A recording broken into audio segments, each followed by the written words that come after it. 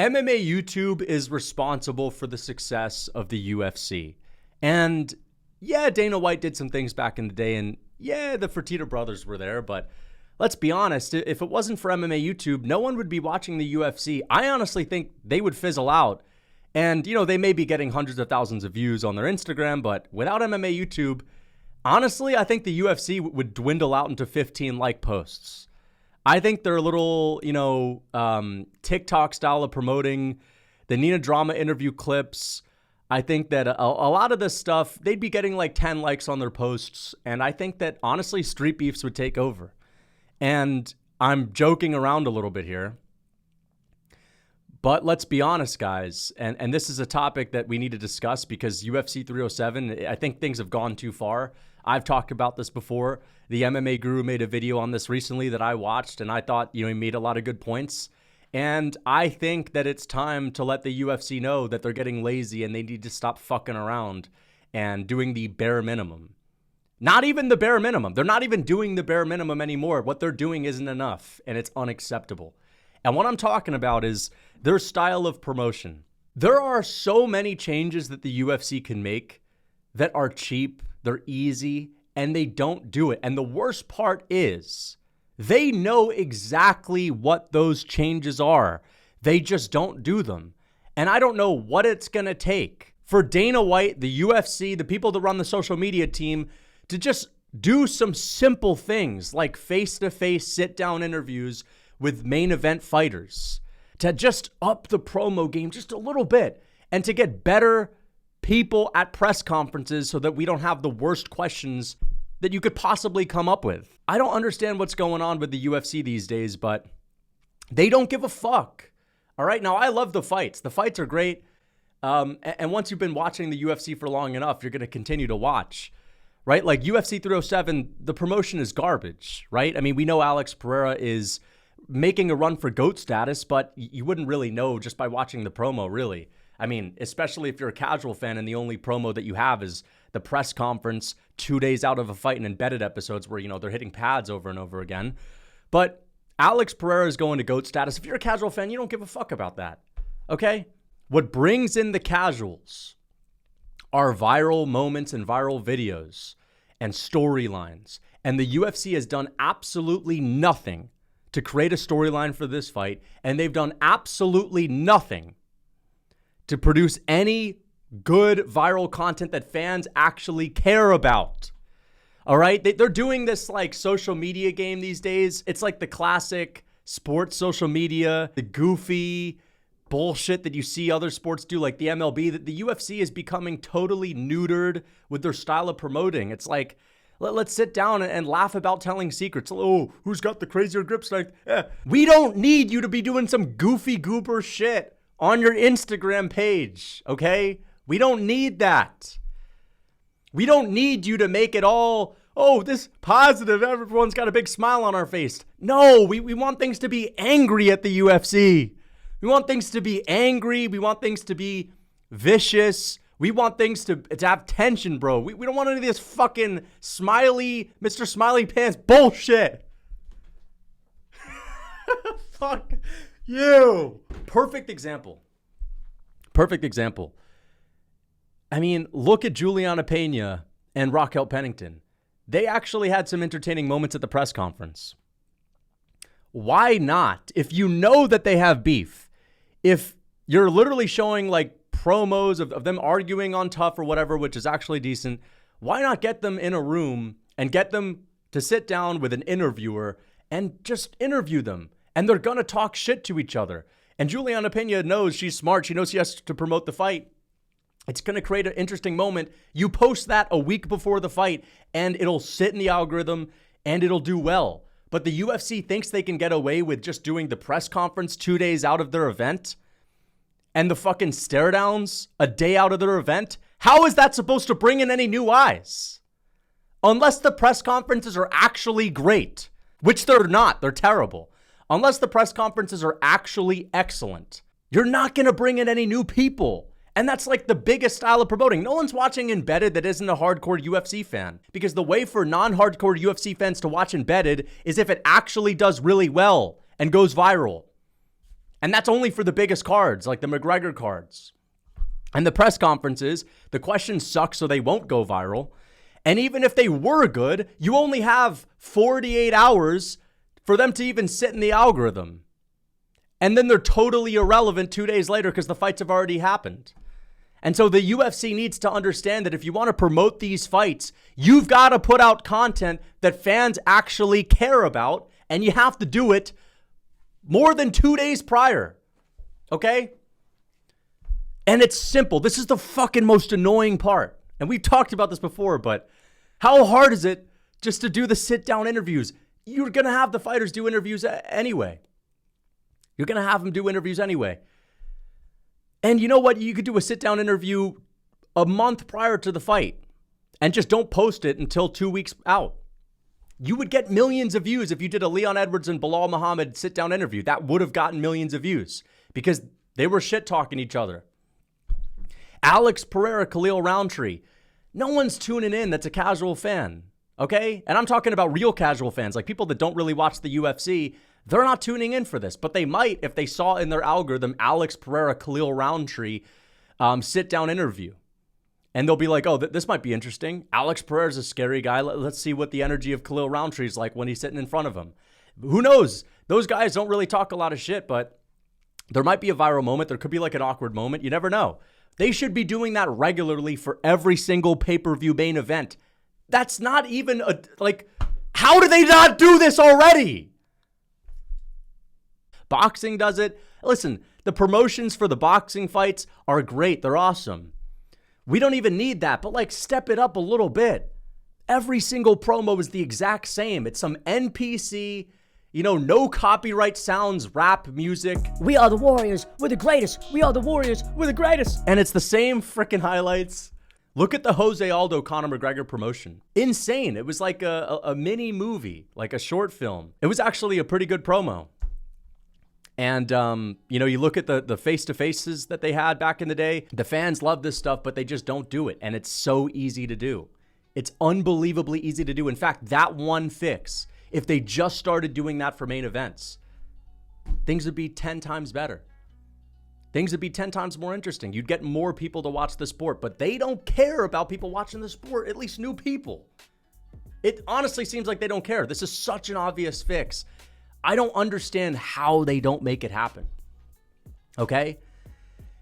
And, as I said, it really feels like things are being neutered a little bit with Dana White saying, no, we can't, no more questions for Masvidal and Kevin Holland. No more questions for Masvidal and Kevin Holland. Why? You're worried that they're going to fight on stage? You're worried that they're going to run their mouths backstage and produce a viral moment that would actually be good for the UFC? I don't understand what the deal is. What is going on? What is going on? Why do they not make these simple fixes?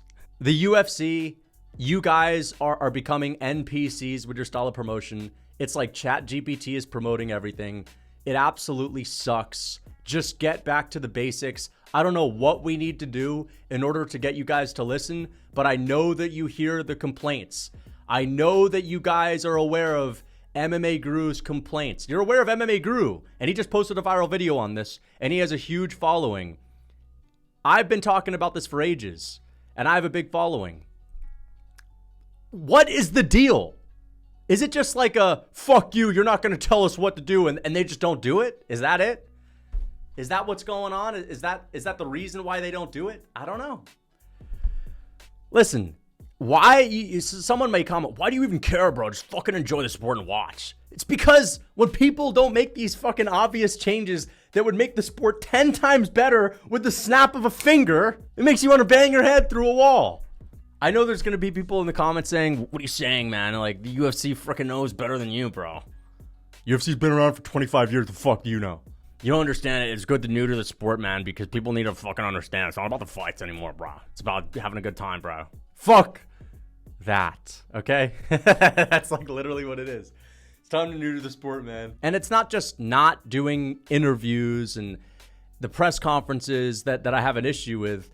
It's also the fact that, like, there are some fighters that could easily be promoted and could become much bigger stars than they are now, but the UFC just doesn't really put any effort into promoting them. For example, Tom Aspinall.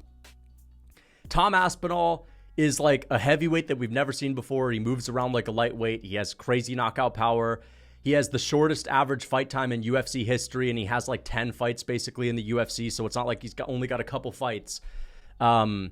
He's from the UK, and Dana White, I know he wants to promote the Jon Jones-Stipe Miocic fight. Again, that doesn't make a lot of sense, but that's just one of those things where it makes you scratch your head and you're wondering what is going on there. I know that they want Jon Jones back, but like the whole Stipe Jones thing, even though 99% of the fans don't want it. Listen, Tom Aspinall, if Dana White just talked about Tom Aspinall a little bit more, like if Dana White just hyped him up and said like, yeah, we have the most dangerous fighter on the planet. His name is Tom Aspinall. But because he can't get Jon Jones's name out of his mouth and he just hypes up Jones, and I understand why he wants to promote this one fight, but again, it's like you have another guy that's going to be around for 5+ years. And if you promote him and start promoting him, he's going to be of more value to you in the long term. So what the fuck are you doing? But again, just the obvious stuff, they don't see it, or even if they see it, they just don't do it for whatever reason. I remember when Dana White was hyping up Francis Ngannou, he was going on TV shows saying this guy hits like a Ford Escort. He had Stipe Miocic and Francis Ngannou doing, what do you know, face-to-face interviews, sit-down interviews, stuff like that. If Dana White just let the world know that he has the most freakishly insane heavyweight the world's ever seen, if he just let the world know that, and Dana White speaks with a lot of enthusiasm, he's a great speaker, that's why he's a great promoter. If he just promoted Tom Aspinall in the way that he promotes other fighters, like, you know, Francis back in the day, Jon Jones, Conor McGregor, Tom Aspinall would be a huge star. Okay? He would be a huge star. Anthony Joshua, dude, Anthony Joshua doesn't have a good ability to shit talk. Anthony Joshua is like a quiet guy. Yeah, he had like the freak out after fighting Usyk, but he's a quiet guy, and yet he's like a big star in the UK, and he's a much bigger name than Tom Aspinall. And I'm not just going to buy into the idea that it's boxing. It's boxing. That's total BS. There are MMA fighters that are much bigger than boxers. Conor McGregor is bigger than Anthony Joshua. Khabib is bigger than Anthony Joshua. I mean, there's not many fighters that are bigger than Anthony Joshua, but they don't need to be bigger than Anthony Joshua. They just need to be a bigger star than they are right now. If they are one of the craziest heavyweights the world has ever seen with, heavyweight knockout ability, and they're doing it every single fight better than anyone else in UFC history, how is this guy not a bigger star than he is? And he runs his social media page well. He has less than 1 million followers. Again, this Jon Jones-Stipe fight's been slugging on for 1.5 years. Still hasn't happened. What the fuck are they doing? Okay? I don't understand. And then, it's like the whole, look at what they're doing. They swear O'Malley's a star, and they put him in the Sphere, even though the fans wanted Holloway and Topuria, and that would have really made some noise. I don't understand who's running the show, okay? And who's making these decisions, or who's not doing anything. Like, who are the people that are not choosing to act on these things? Okay? Dana White could just literally utter 10 extra sentences every single month about Tom Aspinall. He doesn't talk about him ever. And Tom Aspinall would be a bigger star. If I was Dana White, I'd fly out. I'd literally get Alex Pereira, okay, a couple of weeks before his fight, and I would go on all the major TV shows where people don't even watch MMA. And it would be like, Dana White's here with Alex Pereira to promote their fight, and Alex Pereira's going to hit a punching machine. And Dana White would, and they'd be talking about Alex Pereira, how they'd be talking about Alex Pereira's, like how he lives in a tribe, and he doesn't live in a tribe right now, but they'd be hyping up Alex Pereira. And Alex Pereira would be sitting there like menacingly, and if UFC fans are used to him, but like average people aren't, they would look at him and think he was absolutely terrifying. And then he could hit the punch machine. Alex Pereira could come through and hit the punch machine, and he'd be a billionaire after. Not literally, but like simple shit like that. Okay, you go on there, you get Alex Pereira, and like midway through the interview before commercial break, Dana White, you give them the permission to play Alex Pereira's knockout reel. with like, a cool promo, and the casual fans are gonna be like, whoa, dude, I gotta watch him knock someone out this weekend. Stuff like that. Now that's a lot more effort than the usual face-to-face sit-down that literally you could do with the blink of an eye. That's real effort. We want stuff like that. We need things to change. So the UFC, please, if you could just do the bare minimum of just, doing a simple 20-minute face-to-face sit-down interview with the fighters before the fights, that'd be great. We got to keep talking about this. So please take our advice and just do this one thing. It would make the company 10 times bigger. It would bring in more money. It would get more eyes on the sport. There's literally no downside whatsoever. I can't possibly think of one. And if they don't make the change, it just goes to show that they literally don't give a fuck. That's it. They know that we're requesting this, but they don't do it. So I don't know why. I don't know why. What are we supposed to do? Are they ever going to take suggestions from, people that are not in their corporate offices? I don't get it. I don't get it at all. But yeah, listen, the UFC, if you want to prevent yourself from fizzling out to getting 15 likes on a post and, being totally irrelevant, and having baseball and hockey, the smaller sports, absolutely mog you with their, 5 likes, then that's one thing. But if you actually want to compete with soccer and you want to actually go out there and dominate the world of sports and be the biggest sport on the planet, just do something simple like adding the face-to-face sit-down interviews. If you do that for every single main event, you'll probably just profit in every single way, shape, or form. And there's literally nothing that can hurt you. Again, I don't understand what's going on, but we need to talk about this again, okay? So, yeah, it's getting ridiculous at this point. And I wanted to make a video on this after I saw MMA Guru's video, because I was like, bro, like this needs to be talked about all the time, because these fucking fixes are so obvious, but they don't freaking listen. So it is what it is. Until next time.